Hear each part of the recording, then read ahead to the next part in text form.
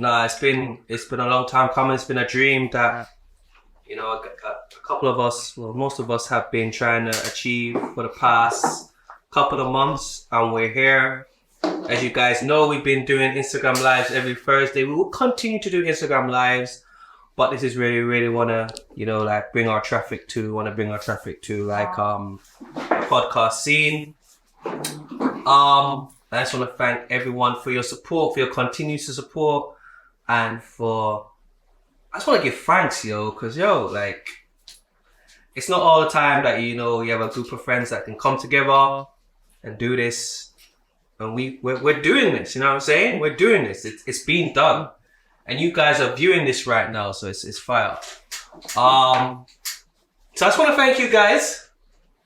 You know, by the time you guys will be listening to this, it's going to be my 38th birthday. Yeah, I'm only 38. I know I've got a little beard and stuff, but yeah, I'm only 38. So yeah. I think you guys should sing me happy birthday. Bless up KB for the birthday, no? Why they singing? Why they singing? Yeah. They did enough. No singing. No singing. I have a terrible singing voice. Yeah, no singing. But happy birthday to you, you know? Yeah. Bless the love, man, respect. You don't know. You know what? End the live. Quick singing. Good. But we should. We used to be part of the record label. No, we. Yeah, that's so him can sing. Me can't sing. Okay. Fair enough. I think we should address this early. What are we addressing? The twanging. Right? Alright. The British voice. We went live. British accent. We went live last week. Yeah. And, you know, someone in the comments called this out. You know, they said that Kimani is twanging, and they're like, "Why are you twanging like this, bro? It's affecting us." But he just told us that it's not twanging for him. So can you break it down for the people? Explain yourself, my brother. Yeah. I was born in the UK. I was born in London. I got family in London. Even when I moved to Jamaica, my house we spoke British. Cause my dad still speaks British to this day. He's been in Jamaica since 1993. That's 30 years, and he still speaks British. And my mom will never, ever speak Jamaican. So that's what I grew up on.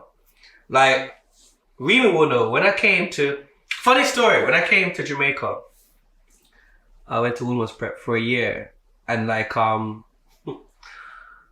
as soon as they heard my voice, they was like, you know what this guy's gonna be good at? The Christmas play. I was the narrator for the Christmas play, bro. Yeah. Because they just wanted to hear the accent all the time. I couldn't speak Jamaican, like it sounded weird. What year was this? This was 1996. 96 to 97. That year. I went at it in 97. Yeah, so 96. 96. I came to Jamaica. Yo, can I just say the first song I heard in Jamaica was About to Kill a Song, and that's why I always truly rate the godfather of that song. Excuse pass my cellular phone. I'm like, yo, and I saw the video, I was like, yo, who is this kid? This brother Bud. Hey, excuse pass my cellular phone. Make me call Antonetta Simone. You see me? Cause in England, they didn't know Bounty Killer. Back in those days, who you knew was Shabba Ranks and Shaggy, right? Bounty Killer was when I came to Jamaica. I didn't know Bounty Killer, I didn't know Beanie Man, Elephant, I didn't know any of those artists, right? Shaggy? When did Shaggy come on the Shaggy Shaggy was 90s, bro. Early 90s? Yeah.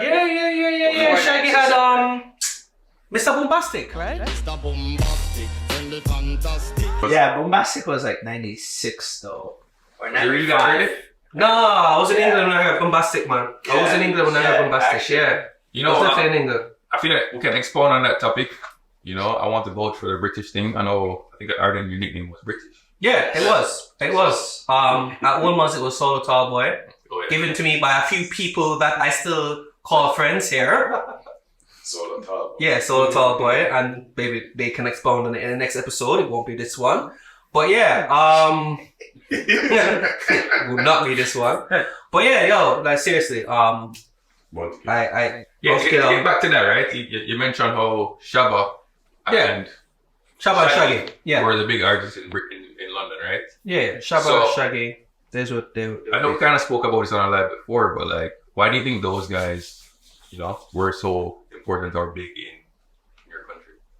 Marketing strategy. I think it was. Yeah, Yeah, they were just, marketing. Back then. yeah, it was just their marketing, you know. I think, to be honest with you, Killer was a very great artist, but I guess at that point in time, He didn't have his the career wasn't international- really international. International. You know what I'm saying? Yeah. He wasn't really international. Killer was more appreciated by the local.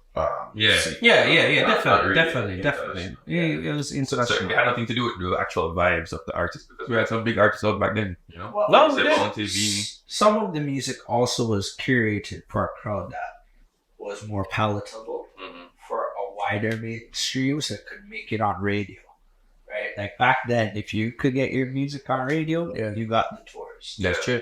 Right? Bounty and them weren't making music for radios. They Yeah. were making music for Song Clash. Well, Beanie, I think Beanie did though. No? Beanie Beanie Man? was the first Jamaican I felt that made that hop in really capitalizing on it, because Beanie would have beer features back in the day. Yeah. He had the most amount of features.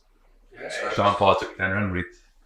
I would say, So Sean Paul on the international level is a different beast in terms of dancehall. Yeah, he So- also so- had ties to Toronto with his family. who that?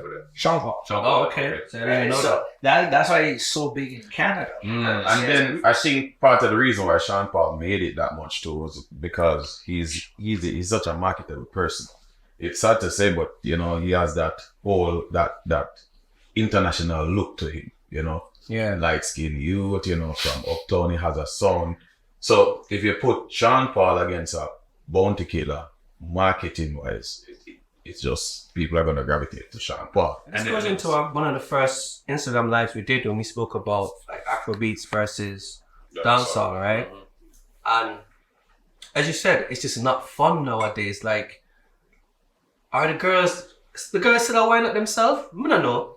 Back in the day, I remember this was like 2000 when did I leave Ireland? 2002. So between 2002 2005 in England, you go to a dance, you go to a Jamaican dance.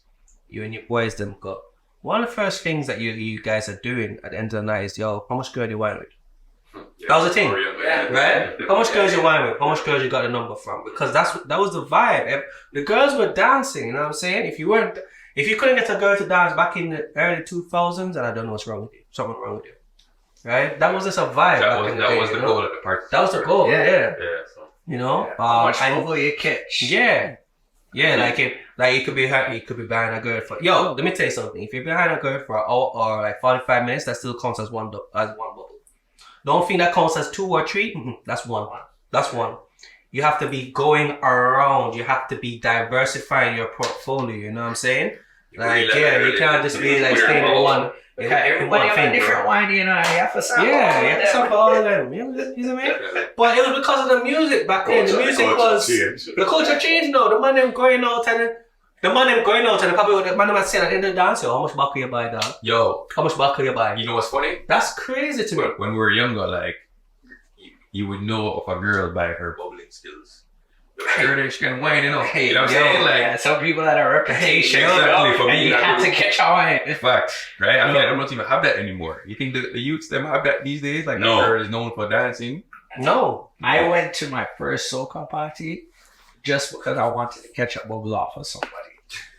I never liked soca parties back in the day, but Yeah, I didn't like Back soca in the day, back but I think that is one of the reasons why I appreciate soca music so much, Yeah. because what dancehall is missing, soca still kept that trend. Facts. It's remained constant. And Yeah, every that's a fact. you could go to Trinidad, Jamaica, whatever, That's a bubbling a part of soca culture. That is a True. fact. That will And never that will change. never change. Yeah. If that changes, I think it will never be called soca. can't see that changing. I can't see that changing. Yeah. Can't see Can't that see that changing. changing. No, you're right. You're Yo, I right. hope the dancehall artists them hear the cries, you know, because I would love to see dancehall go back to a way how it used to be back in the day. A little bit. But some of it isn't just the artists, it's also the producers, man.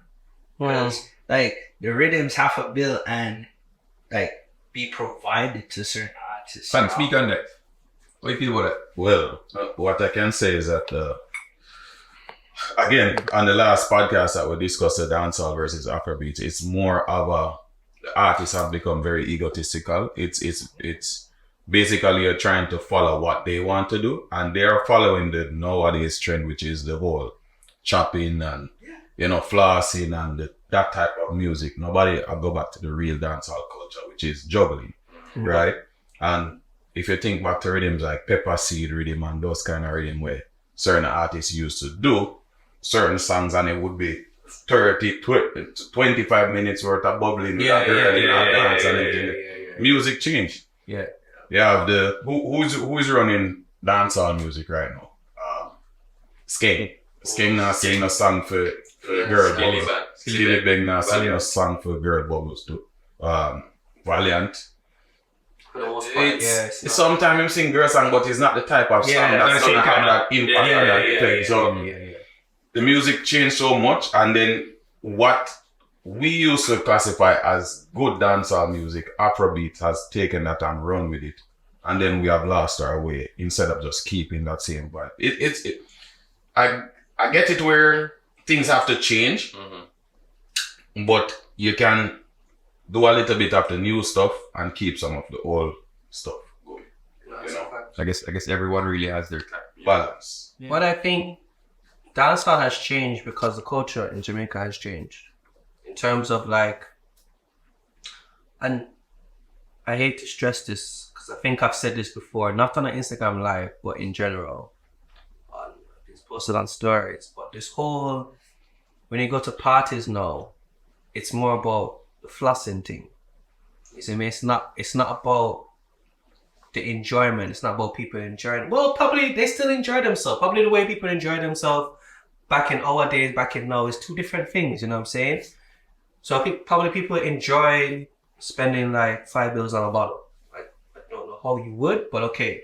Versus it's just like dancing. Just enjoying yourself. I mean, I know you, but you still enjoy yourself. Yo, this man is never gonna change, and I wish music was like you, because how you've been from like going to ATI with you, like you're the same way. You know what I'm saying? So I wish the music could kind of like, and the music has probably strayed because the culture, I would say in the Caribbean, not just in Jamaica, has probably changed. It's more kind of to the where it's more capitalist, like how much money can I make from this event? I'm gonna make money from bottles, I'm gonna make money from hookah, I'm gonna make money from the tables that bottles are on. You know what I'm saying? But that's the business side. Yeah. But for me, authentically, bunch of liquor on my bridging them and some good music, I don't business. And y'all will see me. I'll go off and dance on my own. I don't care. I will be drunk, offbeat, on camera, on stage. I don't care. I'm going to enjoy my life. I'm going to meet people. I'll make friends. I'll connect. I don't business. But going back to what KB was saying, buying bottles and buying like crates, like in the days 90s, people used to buy them crates like a crate of Heineken. Yeah. So flossing has always been incorporated in the dancehall culture. But it goes back again to the music. So while people used to buy all those things, the music was so good and the juggling was so good back then that you had no choice but to dance. You had no choice but to enjoy yourself. But the difference is, back then, you had no problem sweating out your shirt. You'll all bring extra shirt on the rack. Nowadays, people complain about sweating out them bossy shirt and but here's the thing though, they still spend more money on the buckles than they paid for the shirt. Fuck. And I'm like, so wow, like I get it. You can spend your money how you want, but you're gonna justify not dancing with your girl because you don't sweat out a t-shirt. To add to that too, back in the day, cell phone wasn't so popular. So you used to go out and people used to have just a regular cell phone. So you keep that in your pocket. That's not gonna grab your attention. So you're there, they were enjoying yourself. You're presenting what is going on in the party. You go to a stage show, let's say a Sting back in the day, a Sumfest or whatever. When a certain artist run out on the stage, everybody a bus shot and signal. Now is phone. Yeah. So less vocals are more phone light. Yeah.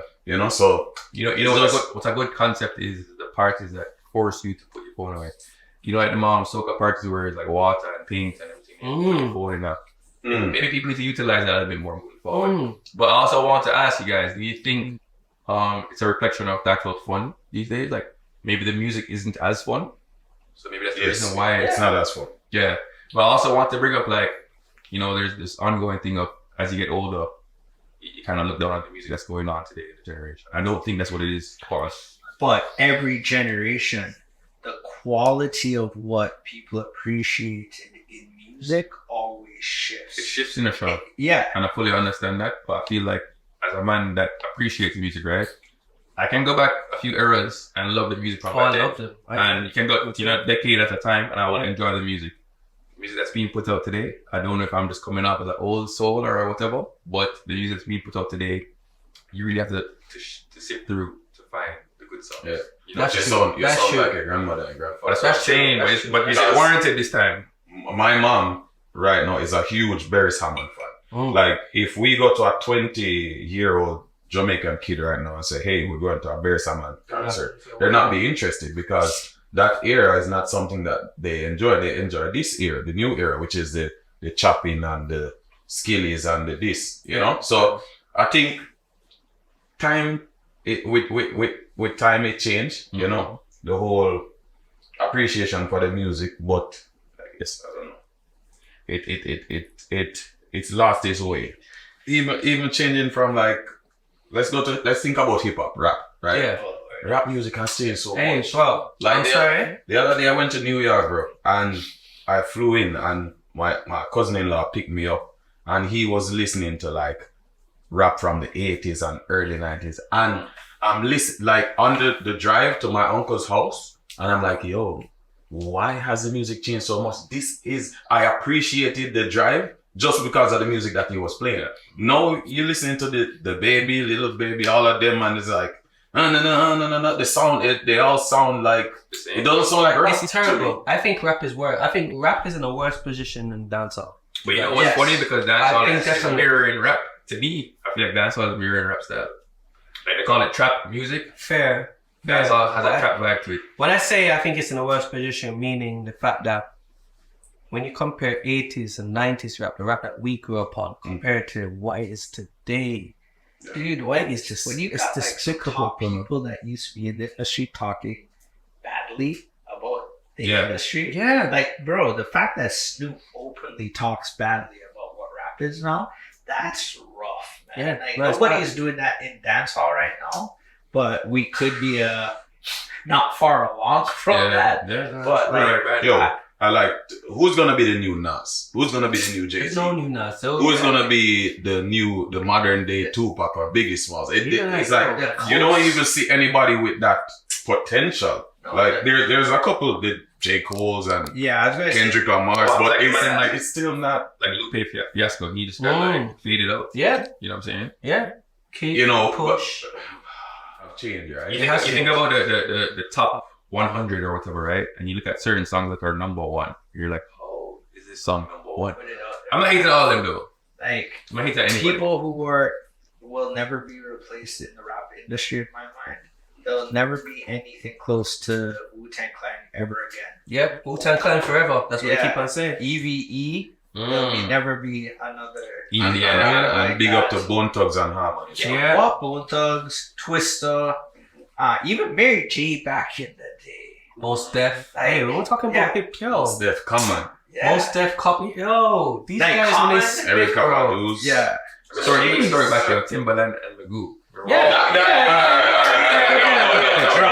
Oh, jeez. Yeah. Timbo. Came out? Oh, God. jeez, man. The OGs, Like, when that bro. beat would hit at a party. That's what I'm saying. Ooh. And that Missy. I would be on the dance floor right up. Sean, the era dog was a great era. Yeah, great. Yo, big up Black Chinese. Yeah, yo, Black China. Black Chinese mixes back Yeah. in the day. Big up Black It's Chinese. funny you say that because I've been listening to Black China in the past. Black China retired or something. I don't know. I mean, is it Walsh technically Black China? Yeah, well, I was a part of Black He was China. Yeah. playing on Friday. Yeah. Oh, okay. See? Bro, like, we're excited for beats that dropped, right? I remember I left. Remember I migrated and I came back the year you guys graduated. Boom. That summer, Sean, you had a pool party. Remember Yep. Mm-hmm. that? Right. The Wally already dropped for that summer. Yep. Big rhythm. Yep. Hey, yo. Yeah, All right, that Wally. summer. You guys say more? Yo. By the way, that's All the people in the house, are you ready for All the this? people in the house, are you ready for this? Hey, girl, shake your body if you're ready for this. Just move that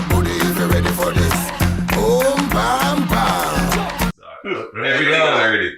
Hey yo, remember yeah, I'm not even sure if Sean went to this, but they used to keep this thing on a Saturday by Hilton. Hilton used to be all the time. By By the pool. Hey yo, Bro. listen. I used to go. I can't remember what it was called. What? Yo, that was a fire. Let me tell you, we used to go. Yo, that one time girl we used to see. Yo, that's what I'm saying. Do these nowadays kids have that energy, that have that vibe? Because we used to just go there and decide for everything. And it's not just that you'd have your rotation, you'd have your early vibe flex, so 8 till 10. We're at like Hilton or one other thing there, right? Then you touch what is like escape, or if you actually go one party, then say go touch one of the street dance them somewhere, and then wherever you go after, whether it's a house party or a link up by somebody. I think we always try to find back that level of fun. I think that's the main reason why we try to go to like 90s party or 2000s party. We're trying to find back that fun that we used to have back in the day, We found it one time. Hey, I'm not gonna lie to you, so I'm gonna speak about what you just said a while ago. Yeah, man.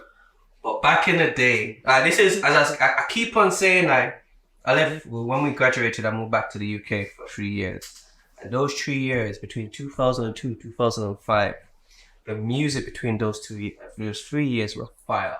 But I remember particularly my cousins. Them used to always have house parties, and I don't know how it used to be in Jamaica, but when you go house party and you leave with part of the wallpaper on your shirt, my G. That is when you know the house party hits. Because a girl that back you up, I'm married now, but I can still talk about it. A girl back you up in the corner and you're not moving for a couple of hours, my boy. Sweat up. Yo, sweat up. When you come out, I remember my auntie was redoing her house. And my cousin said, you know what, we're going to have a house party. I'm like, yeah? She's like, yeah. I was like, man. Because she went to an all-girls school in South. So I knew the girl them going to be there. So I remember I carried all my boys from Northwest at the time. Big up the Northwest man them.